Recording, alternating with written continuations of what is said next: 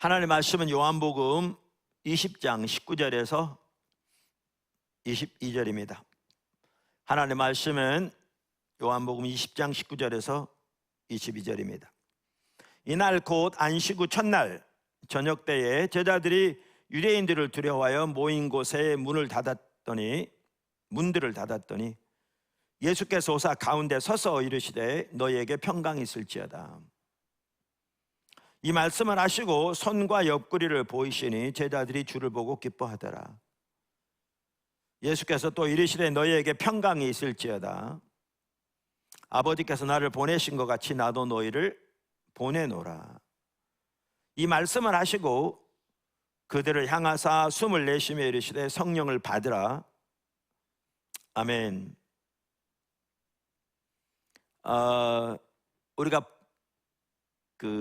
일터 사역으로 시작해서 선교적 교회에 대해서 시리즈로 살펴보고 있는 가운데 부활주의를 맞이해서 우리가 뒤돌아보면서 예수님의 부활과 교회의 소명이라는 제목으로 한편으로는 복습하고 한편으로는 우리의 일단 소명을 새롭게 되새기는 시간을 가졌습니다.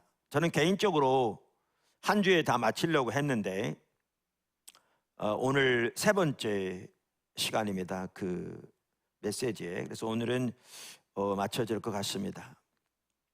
그래서 예수님의 부활의 역사성을 살펴보았고 부활이 예수님의 주되심을 드러냈고 초기 교회의 메시지는 예수님이 주님이시다라는 것이었으며 그 말의 의미가 무엇이었는가를 살펴보았습니다.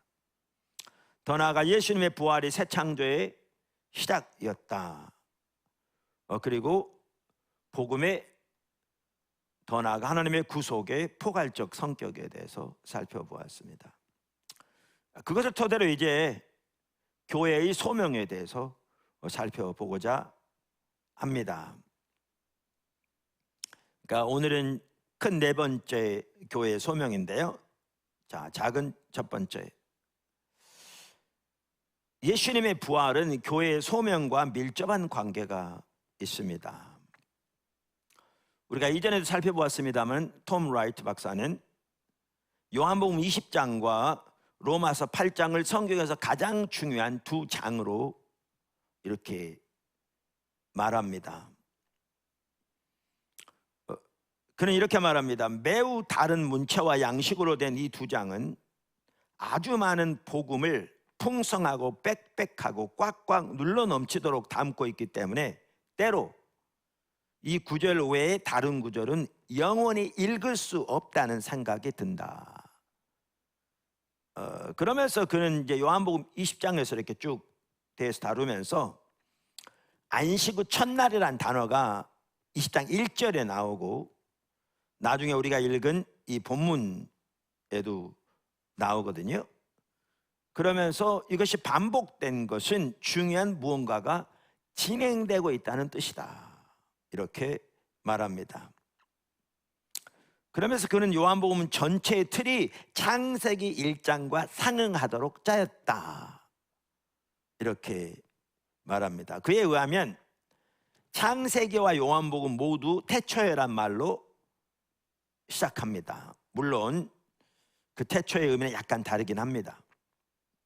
그리고 여섯 번째 날 곧 금요일에 하나님이 자신의 형상대로 인간을 창조하셨고 창세기에서는 요한복음에서는 금요일에 본디오 빌라도가 예수님을 군중 앞에 세우고 이 사람이로다 라고 말합니다.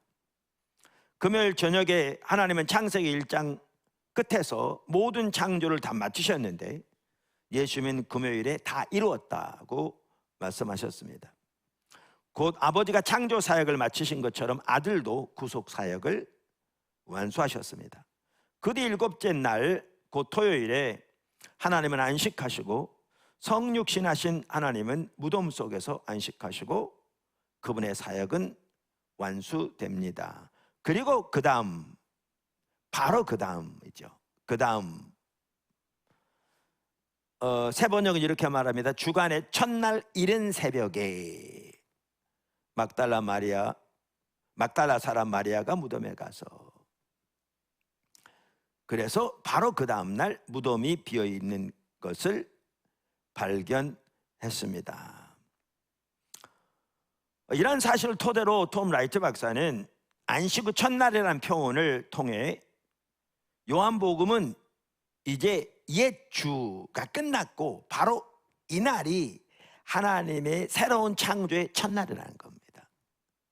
하나님의 새로운 창조의 첫날이라는 겁니다. 참고로 요한복음 전체의 틀이 창세기 1장과 상응하도록 짜였다는 톰 라이트 박사의 주장에 설령 동의하지 않더라도, 그리고 않더라도 예수님의 부활이 새 창조의 첫날인 것은 신약 성경 전체를 볼 때 명백한 사실입니다. 그래서 우리는 그런데 그 톰 라이트의 주장의 틀에서 요한복음 20장을 보면 그 요한복음 20장이 말하고자 하는 바를 더 생생하게 볼 수 있는 거죠. 옛주 끝났고 창세기 1장에 시작한 그 창조의 역사가, 물론 이제 모든 것은 예수님 다시 오셔서 끝납니다만은 한 챕터를 닫혀지고 예수님을 통해 새 창조가 시작된 것을 생생하게 보여줍니다. 자, 그러면서 이와 같이 예수님의 부활을 통해 하나님의 새 창조가 시작되었는데, 이제 예수님은 그 새 창조의 역사를 위해 제자들을 보내십니다. 그게 오늘 본문입니다. 그리고 그 일은 성령의 능력으로만 감당할 수 있기 때문에 예수님은 그들에게 성령을 주십니다. 아까 본문에서 본 것처럼 예수님께서 여기에서 제자들에게 성령을 주신 것이 앞으로 오순절에 임할 성령을 예언한 것이건 아니면 오순절 날까지 제자들에게 성령을 임시적으로 주신 것이든지 상관없이 이 구절은 제자들이 감당해야 할 하나님의 새 창조의 역사와 관련해서 성령의 중요성을 명백하게 보여주고 있습니다.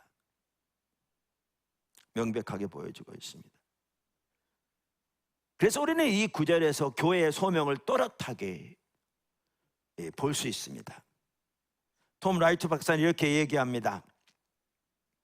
우리가 알듯이 후기 근대주의 문화 속에서 설교자와 신학자들이 부활절 이야기의 요점이 지난주에 슬픔이 끝나고 행복한 결말을 제공하는 것이거나 사후의 삶과 같은 것이 존재한다는 것을 우리에게 확신시키는 일이라고 상상하는 것은 너무나 손쉬운 일이었다, 그렇게 많이 했다 그 말이죠.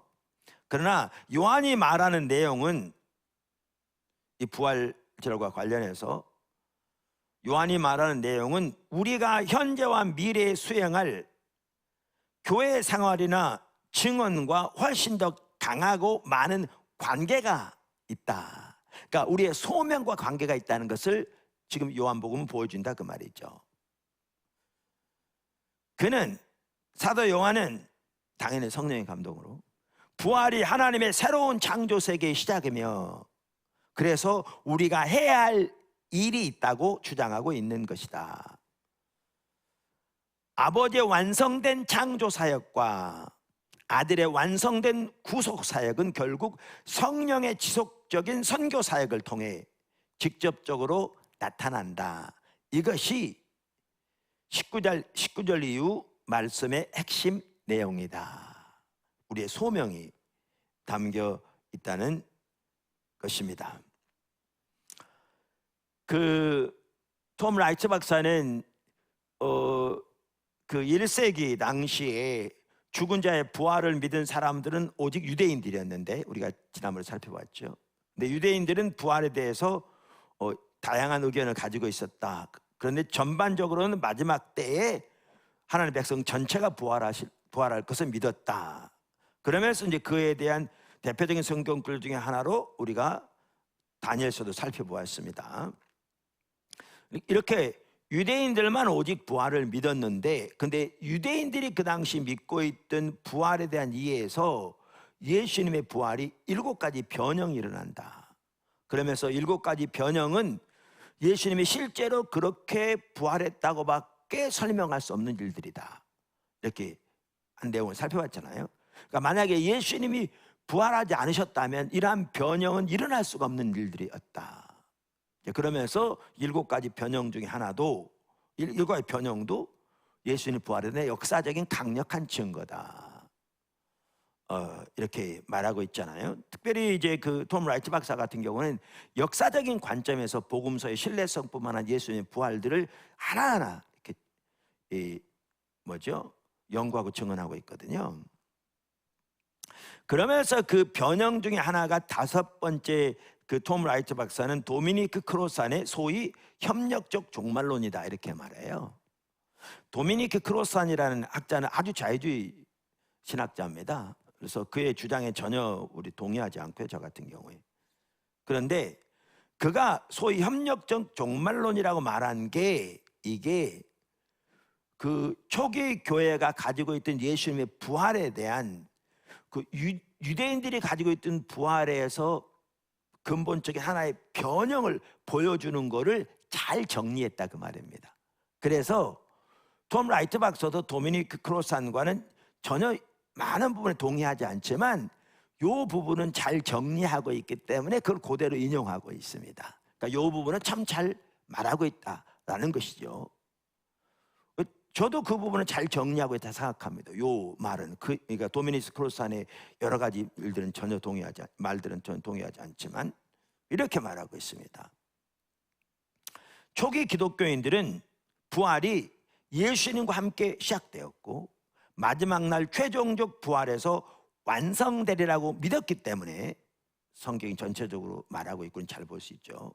그들은 하나님께서 자신들을 성령의 능력으로 하나님과 함께 일하도록 부르셨다고 믿었다. 예, 초기 교회는 이 믿음이 있었습니다. 오늘 우리에게 이 믿음이 필요한 거죠. 여기서 지금 말하고자 하는 게 그 내용입니다. 계속해서 개인의 삶과 정치적 삶에서 또 자신들의 사명과 거룩함에 있어서 예수님의 성취를 실행하고 그럼으로써 최종적 부활을 기대하며 살도록 부르셨다고 믿었다. 예, 아주 교회의 소명을 잘 표현하고 있습니다. 그냥 하나님이 종말을 시작하신 것이 아니라 만약에 메시아이신 예수님이 인격으로 친히 임한 종말이고 하나님의 미래가 현재 임한 그분이시라면 그분의 삶 안에서 하나님의 나라가 임한 거잖아요. 삶과 사역, 십자가 부활, 성령의 강림을 통해서 그분이시라면 예수님께 속하고 예수님을 따르는 사람들, 그리고 성령의 능력을 입은 사람들은 자신들이 할 수 있는 한 미래의 관점에서 현재를 변화시키는 책임을 맡고 있다고 믿었다. 이게 초기 교회가 가지고 있는 신앙입니다. 아주 잘 정리했죠. 자유주의 신학자로서 여러 가지는 사실 우리가 동의할 수 없지만 다 이렇게 변화시키는데 우리의 능력으로 하는 것이 아니고 성령의 능력으로 하나님 하신 일에 우리가 동역자로 동참함으로 일을 하는 거죠. 이 하나하나의 교회의 소명이 정말 잘 나와 있고요.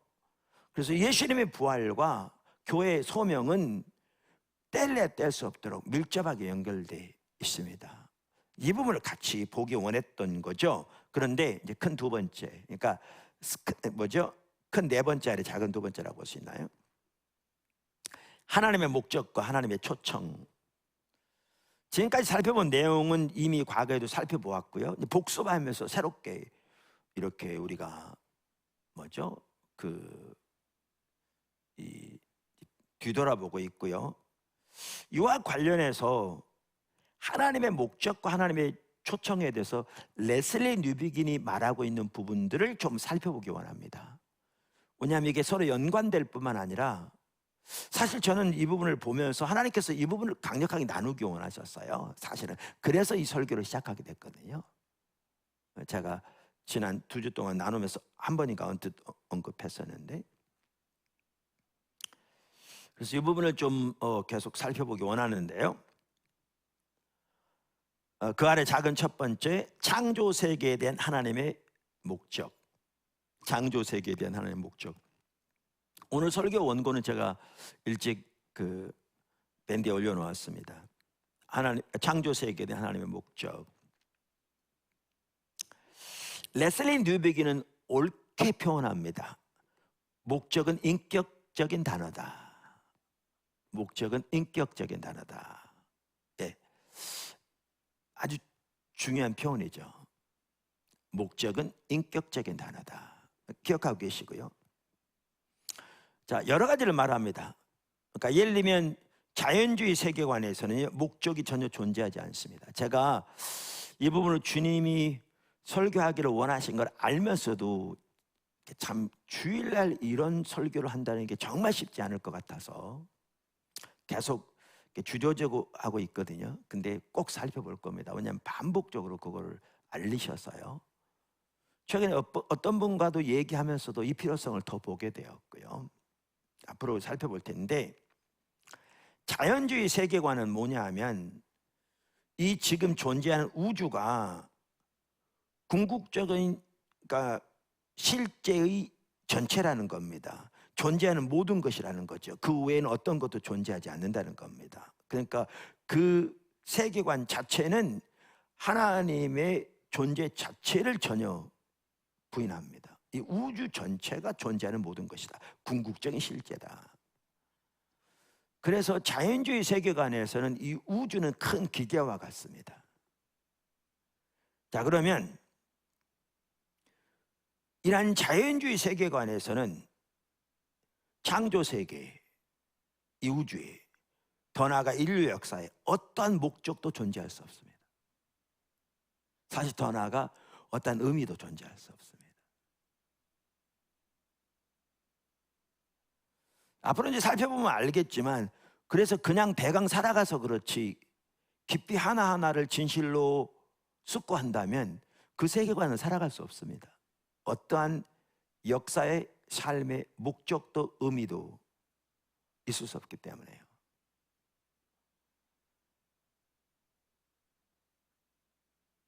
창조 세계에는 목적이 있는데 인격적인 하나님이 그것을 창조하셨고 계획하셨기 때문입니다.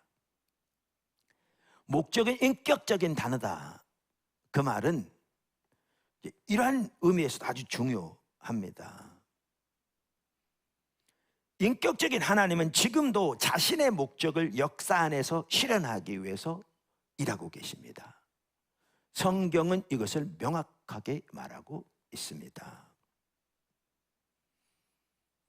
성경의 이야기는 하나님의 목적이 온 창조 세계와 온 인류의 삶을 다시 새롭게 해서 원래의 창조 계획으로 뒤돌리려는 것이라는 점을 명확하게 밝힙니다. 우리가 살펴본 것처럼. 자, 그 아래 또 작은 두 번째, 하나님의 목적을 아는 유일한 방법은 하나님께 듣는 것입니다. 하나님의 목적을 아는 유일한 방법은 하나님께 듣는 것입니다. 레슬리 뉴빅이 이 부분을 참 잘 지적하고 있습니다. 뛰어난 학자더라고요, 볼수록. 그러니까 목적은 인격적인 단어이기 때문에 목적을 알려면 인격체로부터 들어야 한다는 겁니다. 들어야 한다는 겁니다. 그러니까 레슬리 뉴비긴이 이렇게 말하는 것은 자연주의 세계관을 겨냥한 것입니다. 자연주의 세계관에서는 과학적 이성이 왕좌의 자리를 차지한 거죠. 그래서 그것이 서구의 인식론을 장악했습니다. 이게 인식론이란 말은 지식을 어떻게 가질 것인가, 어떤 것을 어떻게 아는 것인가, 그 방법을 말합니다. 그래서 과학적 이성이 왕좌를 차지해서 이것이 서구의 인식론을 장악한 거죠. 다시 말하면 참된 지식은 현대성에서는 오로지 실험적인 분석을 통해서만 얻을 수 있다고 주장한 것입니다. 그러니까 중립적인 이성을 토대로 한 과학적 분석의 방법을 통해서만 참된 지식을 얻을 수 있다는 거죠. 그러면 이러한 인식론에서는 계시의 가능성을 실질적으로 부정할 뿐만 아니라 계시의 본질을 왜곡시킵니다. 계시가 있을 수가 없습니다. 또 있어도 왜곡되는 거죠. 왜곡되는 거죠. 과학적 지식은 비인격적입니다. 비인격적이고 대상을 탐구하기 위해 방법론적 분석을 채택하는 거죠. 그것이 과학적 방법인 거죠.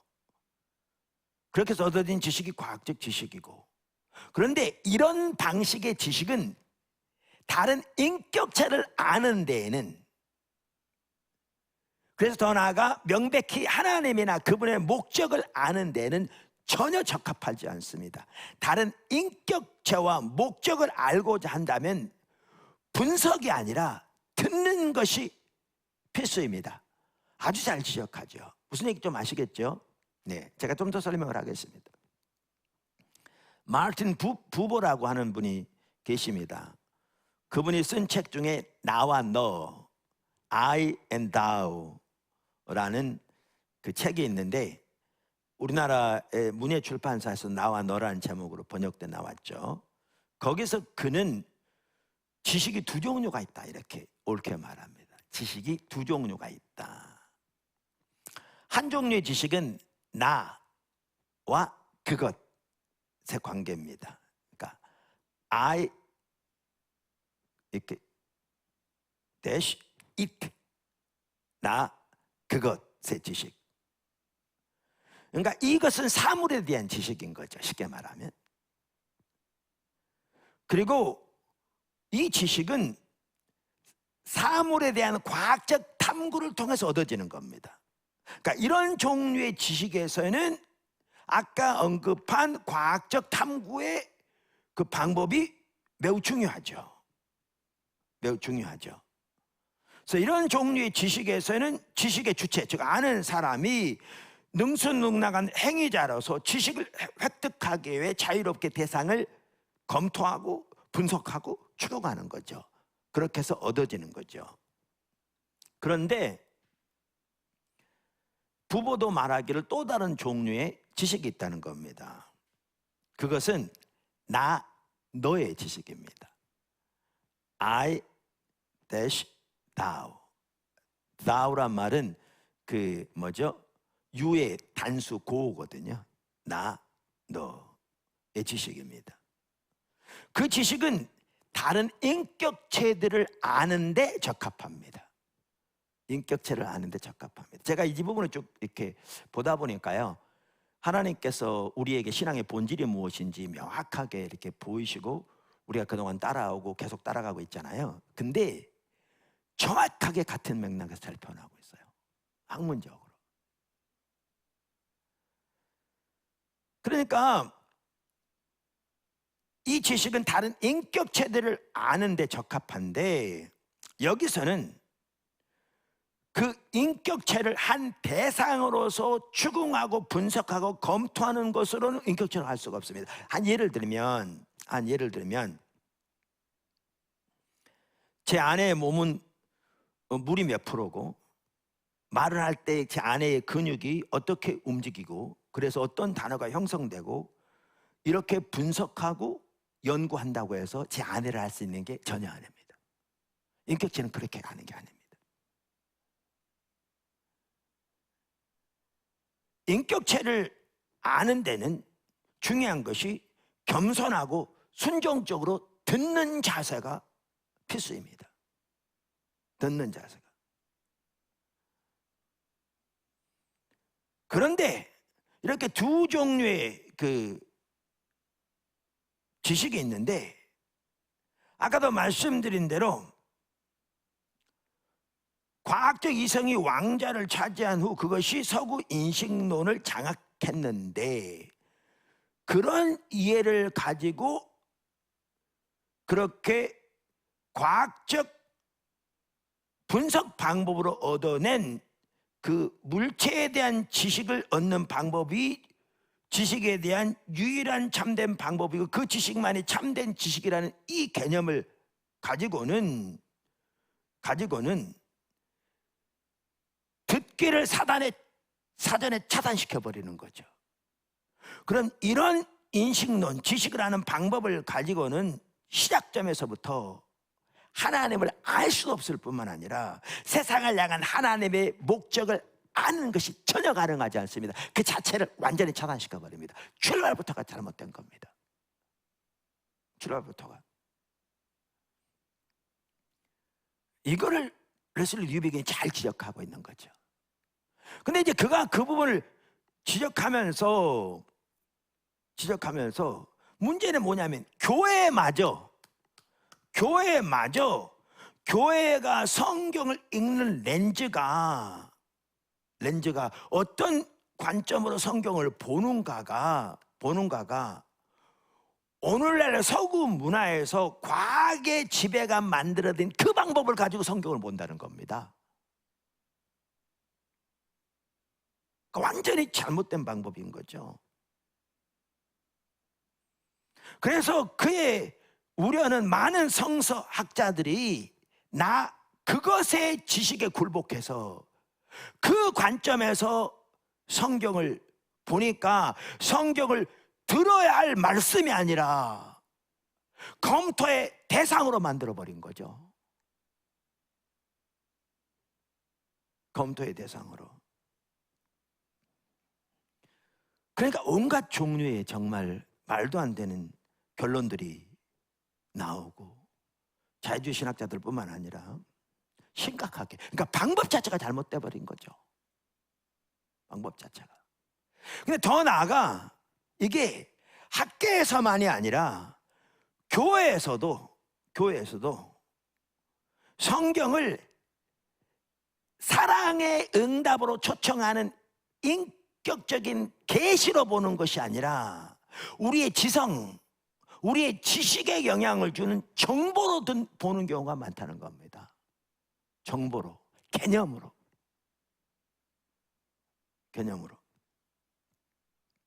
다시 말하면 그것의 지식으로 보는 경우가 많다는 거죠.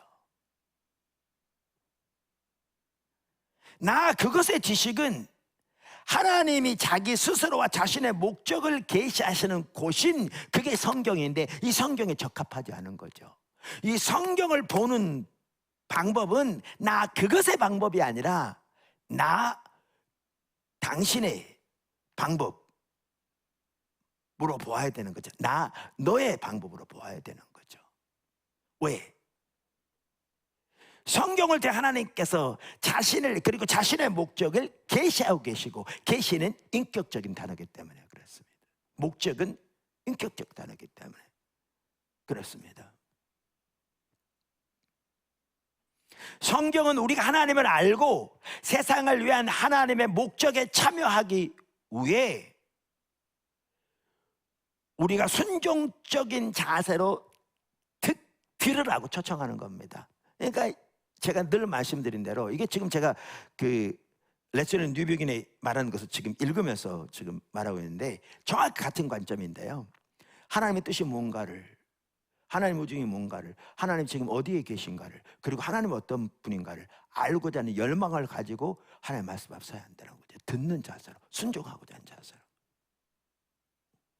만약 세상의 본질이 인격적이라면, 왜? 인격적인 하나님이 창조하셨기 때문에. 그렇다면 세상을 아는 유일한 방법은 그 본성과 그분의 목적이 성경 안에 드러나 있는 그 유일한 분에게, 유일한 창조주 하나님에게 주의를 기울여 듣는 것뿐인 거죠. 그 방법이. 이제 이런 부분들이 많이 적용될 수 있는데, 우리 아프리카 리더십의 엄영음 송사님 참 귀한 분이세요. 우리 같이 협력해서 아프리카 전체, 더 나아가 여러 나라를 섬기기 위해서 같이 이제 협력하고 있죠. 그분이 오래전에 하나님 나라에 대한 개념을 이렇게 더 보게 되면서 자기 사역이 아니라 하나님 나라 관점에서 모든 것을, 그래서 하나님 나라의 뜻만 이루어진다면 기꺼이 자신의 것을 내어주고 협력하고 등등등 이렇게 하면서 하나님께서 그분을 참 귀하게 사용하셨어요. 귀해요. 지금도 사용하고 계세요. 근데 몇 년 전부터 하나님께서 그분 표현에는 이제 그 이후로 또 다른 한 장을 열어가신다고 이렇게 표현하는데, 큐티를 하면서 다른 무엇보다 큐티를 통해서 하나님의 음성을 듣기를 원하는, 그러니까 하나님을 알기 원하는, 그분의 뜻을 알기 원하는, 그분으로부터 듣기 원하는, 그렇게 이렇게, 그래서 그분과의 대화를 나가는, 성경을 읽으면서 이러한 것을 이렇게 깨닫게 하셨는데, 정말 놀라운 성경을 통해서 하나님과의 그 친밀한 교제, 그 시간이 너무나 소중하게. 그래서 그분 조그만 책도 냈더라고요. 그렇다고 저한테 이렇게 한번 어떻게 생각하느냐고. 근데 제가 큐티를 말할 때 거기 중요한 게 하나님의 음성을 듣는 것이다. 하나님의 뜻을 알고자 하는 열망을 가지고 주님 앞에 나아가는 가운데, 주님 말씀 앞서 종이 듣습니다 하는 자세로 말씀을 보고 말씀을 통해 주님의 음성을 듣고 주님 목적과 길을 깨닫고 주님의 뜻에 내가 어떻게 반응하기를 원하시는지 주님께 묻고 주님의 인도하심을 배우며 알기를 원하며, 그리고 그 인도하심에 순종하는 자리로 나가고, 심지어 다 나아가 하나님이 말씀하신 바와 그것을 토대로 하나님 지금 환경 가운데서 어떻게 할 것인 걸 주시해 보는 데까지 나아가는, 이게 너무나 중요하다. 제가 큐티에서 말씀한 그거거든요. 그게 핵심이다. 우리 주일학교에서도 이금조 전사님 이것을 좀 더 간단하게 할지 모르지만 이렇게 큐티를 통해서 하나님의 음성 듣기를 추구하는, 그렇게 표현한다면, 그렇게 추구하면서 아이들도 정말 귀한 놀라운 변화들이 있다. 저에게 반복적으로 말하는 거 제가 들었거든요. 지금 설교 들고 있을 텐데. 이것이 안 되니까 학자들뿐만 아니라 너무나 많은 성도들이 성경을 읽으면서도 교리를 위해 듣는 거죠. 지식을 위해서. 성경적인 어떤 명제적인 진리라고 그럴까요? 중요하지만 성경은 몇 가지 명제적인 진리를 말하는 게 그게 아니거든요. 성경은 하나님과 하나님의 목적을 계시하고 있거든요. 그런데 성경을 통해서 하나님께 드리려 하기보다 명제적인 진리를 발견하려고 하니까 이게 죽은 정통주의 율법주의로 빠져버리는 거죠.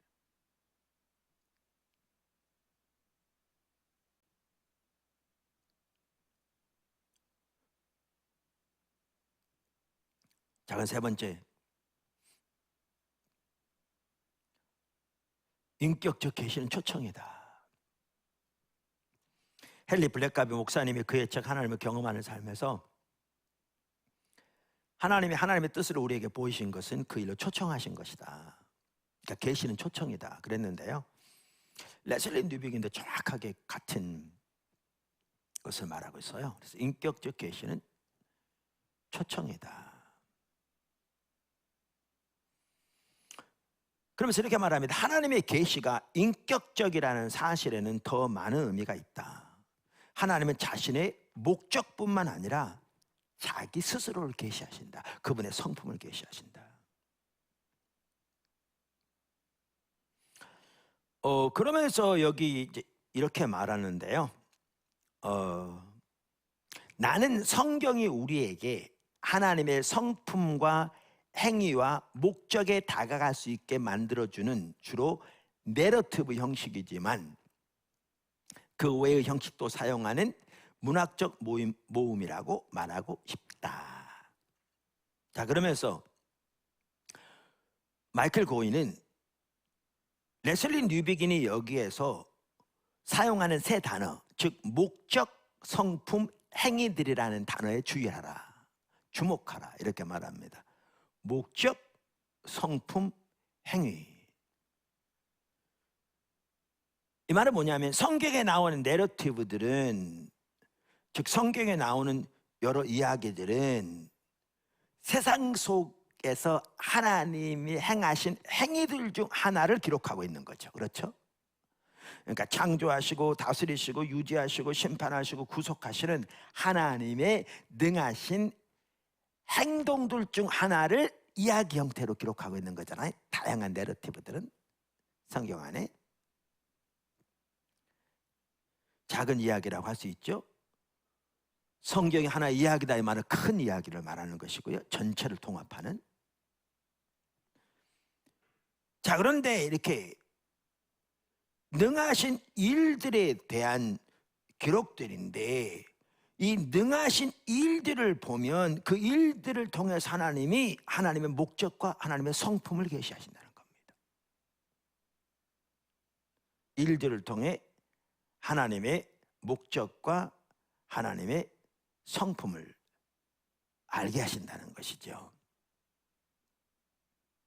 그래서 하나님은 하나님 자신과 하나님의 목적을 오직 성경 이야기 속에서 서술된 그분의 창조 및 구속 행위에 귀를 기울임으로써 우리로 하여금 알게 하셨다는 거예요. 하나님의 목적과 하나님의 길을. 너무나 당연하죠. 그래서 우리는 성경을 통해서 반복적으로 성경을 읽으면서 읽고 또 읽는 동안에 그 하나님의 능하신 행위를 통해서 우리에게 알리시기 원하시는 하나님의 성품, 하나님의 목적을 알 수 있다는 겁니다. 그러려면 당연히 그분으로부터 들어야 합니다. 깨달아야 되는 거죠. 성령의 조명을 통해 마음 열어 그분의 성품과 그분의 목적을 깨달아야 하는 겁니다. 그분으로부터 들어야 하는 겁니다. 그런데 이러한 하나님의 인격적인 계시는 초청이라는 것입니다. 말씀드렸는데 헨리 블랙가비 목사님도 정확하게 똑같이 말하는 거죠. 레슬리 뉴빅은 이렇게 말합니다. 성경은 검토되어야 하는 일련의 명제들이 아니다. 이론적인 지식들이 아니다 그 말입니다. 오히려 성경은 복종을 강요하는 것이 아니라 사랑을 일깨우고자 하는 인격적 사랑의 호소다. 우리 안에 사랑을 일깨우고자 하는 인격적 사랑의 호소다. 우리는 감히 계시를 정보로 그러니까 축소하려 해서는 안 된다.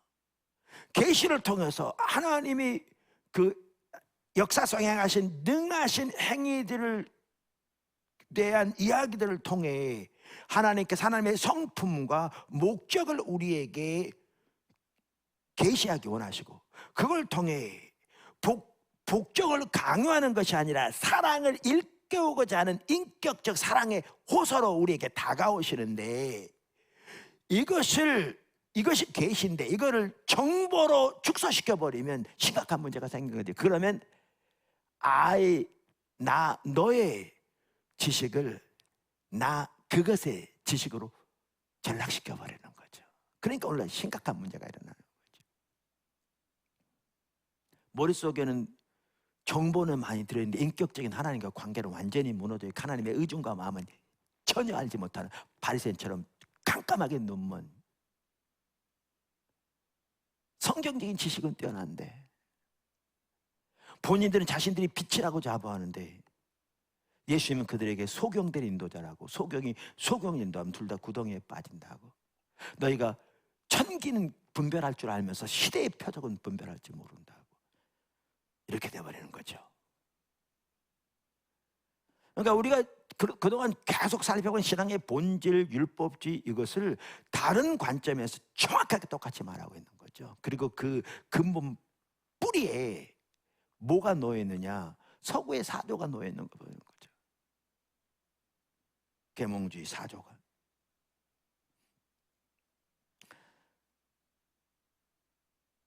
우리가 기독교 전통에서 말하는 계시는 정보 전달 이상의 것이다. 그것은 초청장을 주는 것이다. 그것은 소환이고 부르심이고 초청이다. 할렐루야. 정말 잘 말하고 있습니다. 그 다음에 작은 네 번째, 이제 이게 사실 이렇게 같이 보기 원했던 핵심입니다. 그리고 이게 제가 처음에 말했던 요한복음 20장만 하더라도 예수님 부활과 교회의 소명이 연결되어 있는데 그거와도 정확하게 연결되는 겁니다. 그 네 번째가 뭐냐면 하나님의 삼중 초청. 하나님의 삼중 초청. 그러니까 레슬리 뉴비기는 하나님의 목적에 대한 계시는 말씀드린 대로 인격적이다. 그런데 인격적이기 때문에 단순히 인격적일 뿐만 아니라 더 나아가 초청하는 것이다. 지금 살펴봤습니다. 그런데 이 초청은 삼중적이다. 세 가지로 초청하는 거라는 거죠. 이거를 보기 원했습니다. 정말 잘 정리했더라고요. 성경 전체와도 너무나 이렇게 일치하고요. 그리고 지난주에 살펴본 내용과도 정확하게 일치합니다. 그걸 잘 정리해서 제가 이걸 같이 보기를 원했고 하나님이 사실 그렇게 하기를 원하신 것 같았습니다. 초청은 삼중적이다. 즉 첫째, 그러니까 이거죠. 하나님과 인격적 관계로 들어가는 것이고요. 초청은. 그다음 두 번째, 세상을 위한 그분의 목적에 참여하라는 것이고요. 그러니까 하나님께 친밀한 교제, 하나님이 향하신 모든 사람과 동참하는 삶. 예. 셋째는 뭐냐면, 그리고 이 인격적인 교제와 포괄적인 선교가 실제인 공동체에 합류하는 것이다. 그러니까 삼중 초청인데 하나는 하나님과 인격적인 관계로 초청하는 것이고, 또 다른 하나는 세상에서의 그분의 목적에 참여하라는 초청이고, 세 번째는 이 인격적인 교제와 포괄적인 선교가 실제인 공동체, 즉 교회에 합류하라는 초청이라는 겁니다. 공동체에 합류하라는 초청이라는 겁니다. 그러면서 그는 요한복음 15장 15절에 이게 아주 아름답게 잘 표현되어 있다. 그렇게 말합니다. 요한복음은 포도나무의 삶에 대해서 말하는 구절이잖아요. 거기에 15절에 이렇게 말합니다. 예수님께서 제자들에게 하신 말씀이죠. 이제부터는 너희를 종이라 하지 아니하리니 종은 주인이 하는 것을 알지 못함이라. 너희를 친구라 하였노니 내가 내 아버지께 들은 것을 다 너희에게 알게 하였습니다. 그러니까 특별히 우리가 아는 예수님은 요한복음 특별히 그 부분을 더 잘 표현하고 있고요. 하나님의 성품과 목적에 대한 가장 완전한 계시를 체험하신, 몸으로 스스로 이렇게 실현하신 그 본체이신 분이잖아요. 예수님은. 요한복음은 무엇보다 그걸 더 잘, 어느 복음서보다 잘 보여주고 있잖아요. 그분 자신의 작은 제자들 공동체에 아버지와 그분의 아버지 하나님의 목적을 계시하십니다. 아까 뭐라고 그랬냐면 내가 내 아버지께 들은 것을 다 너에게 알게 하려는 것이 계시하시면서 그들을 불러 자신과의 친밀한 교제로 들어오도록 초청하시는 거죠. 너희를 친구로 하였노니. 친구로 하였노니. 그러니까 그들은 여러 가지 과업을 수행하도록 요구받는 종이 아니죠. 오히려 그들은 친구인데 아버지가 하고 계시는 것을 예수님께서 그들에게 말씀해 주시기 때문입니다. 그러면서 이렇게 말해요. 그들은 거대한 이야기에 대해 귀뜸을 받고 그분이 하시는 일에 참여하도록 벗들의 공동체에 인격적으로 초청을 받았다. 이게 교회로의 부름입니다. 교회로의 부름. 이 초청은 그들을 믿음, 사랑, 순종으로 부른다. 그분과 함께 있어 그분을 알라는, 그분을 친구로 사랑하라는, 그리고 그분의 선교에 참여하라는 소원이다. 네. 우리 신앙의 본질은 하나님 알고 사랑하는 거잖아요. 아울러 그분의 선교에 참여하라는 소원이다. 계속 이렇게 말합니다. 성경에 나오는 부르심은 인격적인 관계로의 초청이며, 아까 그 첫 번째죠. 또한 세상을 위한 그분의 포괄적인 목적에 대한 값비싼 참여로의 초청이다. 아까 그 두 번째고. 다른 말로 하면 그것은 예수님을 알고 그분의 나라를 추구하는 것이다. 우리가 예수를 하나님 나라에서 분리하면 한 가지 문제가 발생한다. 그러면서 이제 뭐냐면 이 친밀한 관계, 그 다음에 세상의 하나님의 목적, 이 두 개가 같이 가야 되는데 아까 살펴본 것처럼 분리되면 문제가 된다. 이제 그러면서 이제 나눈 게 뭐냐면 복음주의자들은 인격적인 관계는 강조했지만 예수님이 선포하신 하나님 나라는 도외시했다. 그러니까 우리의 신앙이 사적으로 축소돼 버린 거죠. 반면에 초교파주의 전통은 하나님 나라 선교의 폭은 강조하지만 그래서 그에 따라 사회적, 정치적, 경제적, 문화적 정점들에 대한 관여는 강조했지만 주님과 인격적인 관계는 도외시해버린, 그러다 보니까 선교는 또 다른 사회 프로그램이나 정치 운동이 돼버렸다. 이 문제점을 이렇게 제시하고 있는 거죠. 이 삼중 초청이 같이 가야 되는데 이것이 분리될 때 문제가 된다. 그걸 지금 제시하고 있는 거죠. 제시하고 있는 거죠. 그러면서 이 삼중 초청을 보게 된 게 레슬리 뉴비긴 같은 경우에는 회심에 대한 1960년대에 있었던 그 다양한 어떤 논쟁에 대해서 비롯됐더라고요. 회심의 본질에 대해서 다양한 어떤 이해를 가진 기독교 진영에서, 선교학 진영에서 1960년대 회심에 대한 개념에서 많은 논쟁이 있었던 것 같습니다. 어떤 논쟁이 있었냐면 먼저는 경건주의와 복음주의 전통에서는 회심을 신앙을 통해, 믿음을 통해 하나님을 알게 된 개인들의 인격적 차원을 강조한 거죠. 우리가 지금 그렇게 하고 있는 것처럼. 그 다음에 두 번째는 초교파주의 전통에서는 회심에서 핵심적인 관점이 사회적 차원들이었던 거죠. 공적 광장에서 경제, 사회, 정치 권력들과 벌이는 값비싼 교전, 전투로 이해하는 거죠. 여기에서 우리가 잘 아는 대로 민중신학 이런 부분들 나오는 거고 해방신학 같은 게 나오는 거죠.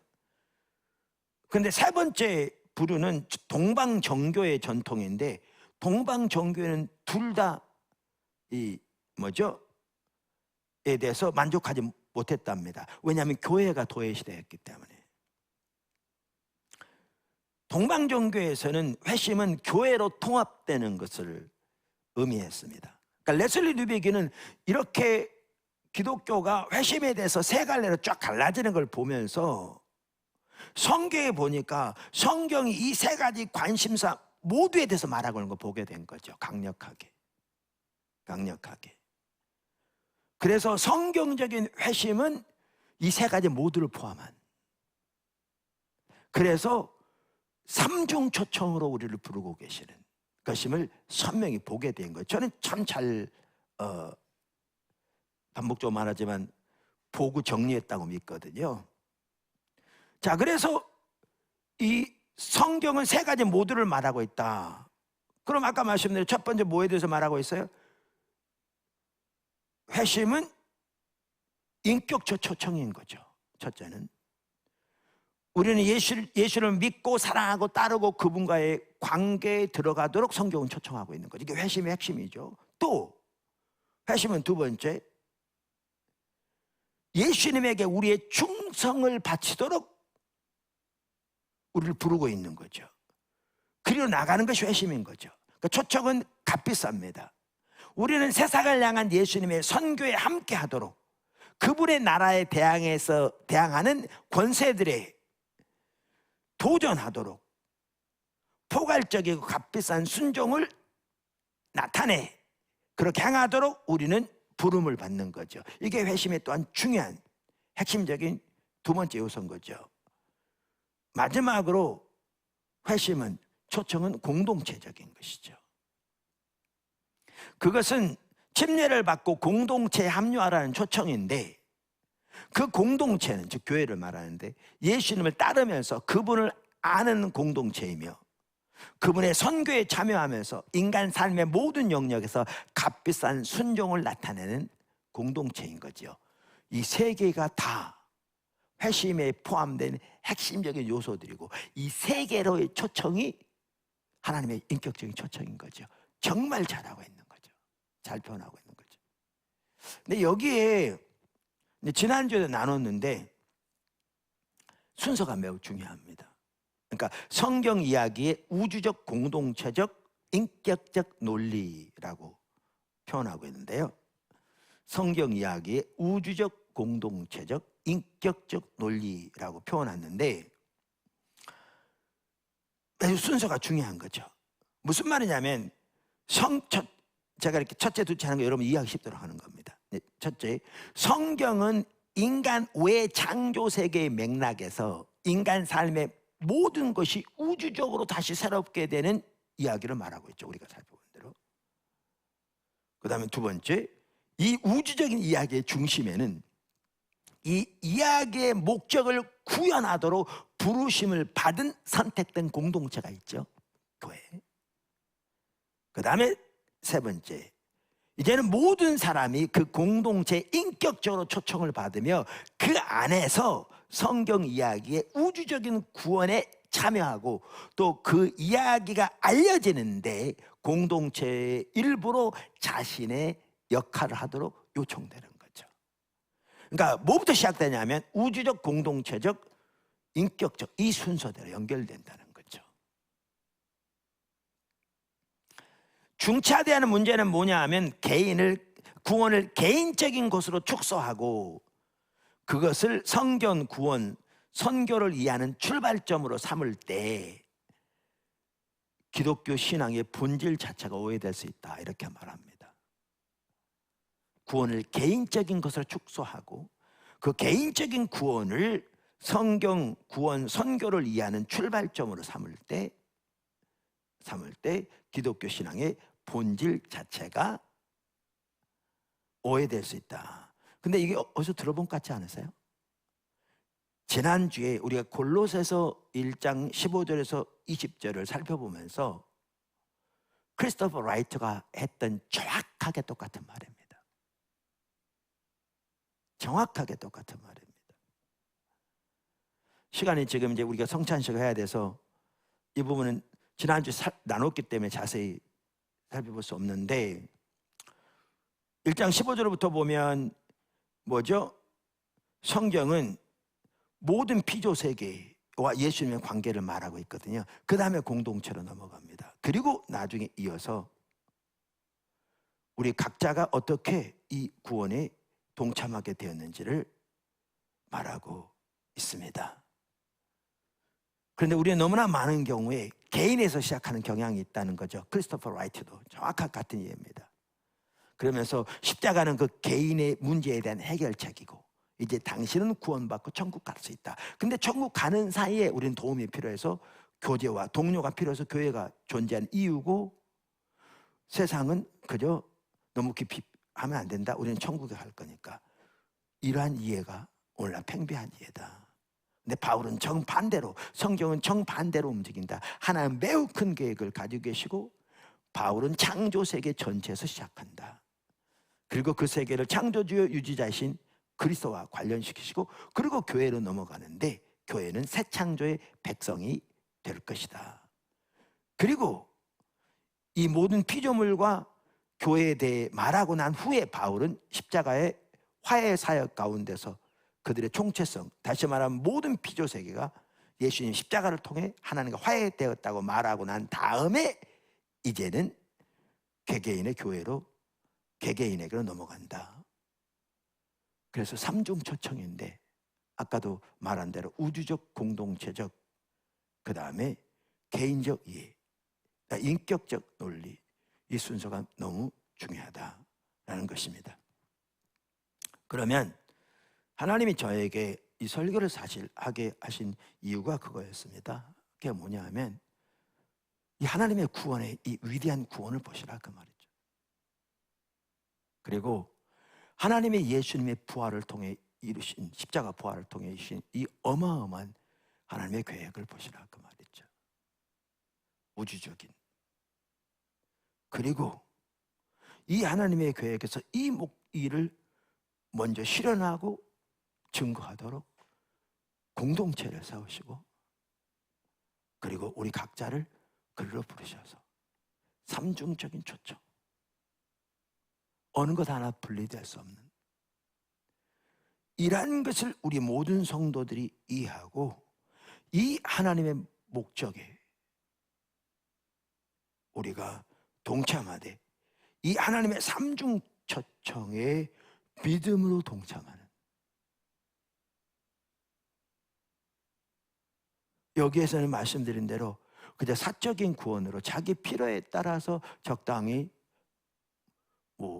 때로는 인터넷 접속해서 필요한 것을 체험받는, 공급받는, 그리고 때로는 교회에 필요해서 와서 도움받고, 그렇지 않으면 혼자 신앙생활하는 이런 식의 신앙은 전혀 성경에 말하고 있지 않는 것을 선명히 인식하고, 참된 정말 이 새 창조의 하나님의 역사에 동역자로 부르시고 그 백성으로 부르신 우리들을 향한 소명과 아이덴티티와 신분과 또 우리의 위치를 명확하게 알기를 원하셨고 그 자리로 초청하기 원하셨습니다. 새롭게. 그래서 이걸 나누게 되었습니다. 이 시간 한번 우리 각자 기도하면서 각자 그렇게 결단하는 시간 좀 가졌으면 좋겠습니다. 우리 자신을 돌아보면서 여러분이 어디에 있든지 돌아보는 시간 가졌으면 좋겠습니다. 기도하겠습니다. 성령님, 이 시간 우리에게 임하시옵소서.